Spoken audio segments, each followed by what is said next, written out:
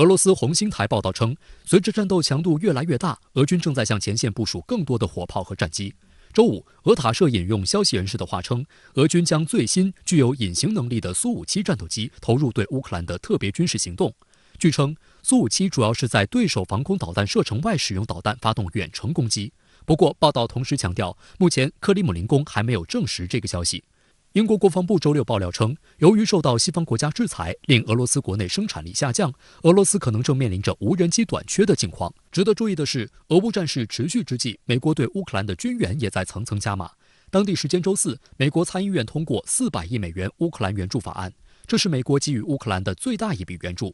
纽约时报的报道称，这是美国国会20年来通过的最大金额援外法案。该法案在国会获得的通过速度令人震惊。因为近年来，无论大小的国内动议都无法快速获得批准，而此次两党领导人几乎没有对支出金额或用途提出质疑。投反对票的议员霍利在社交媒体上发文谴责，向乌克兰提供400亿美元的援助，比整个欧洲的援助总额的3倍还多，不符合美国的利益。今日，俄罗斯电视台则直指美国陷入军援陷阱。报道指责称，让这种军事援助在缺乏授权监督的情况下继续下去，会导致美国纳税人的钱被浪费在一项注定失败的事业上。美国正在为乌克兰的昂贵失败埋下伏笔。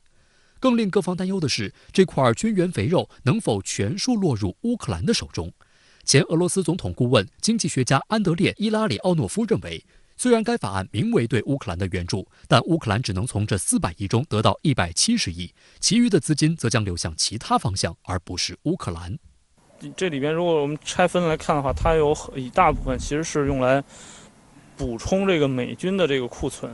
因为美军把这个自己的这个一些武器库存援助给乌克兰，那么他就要这个购买新的武器来填补、来增补。那么这个数额其实非常大的，它这里边其实是有很大的水分的，包括还有一部分其实是用来支持这个美军在这北约东翼国家的部署的。这部分其实也并没有真正的用到乌克兰军方身上。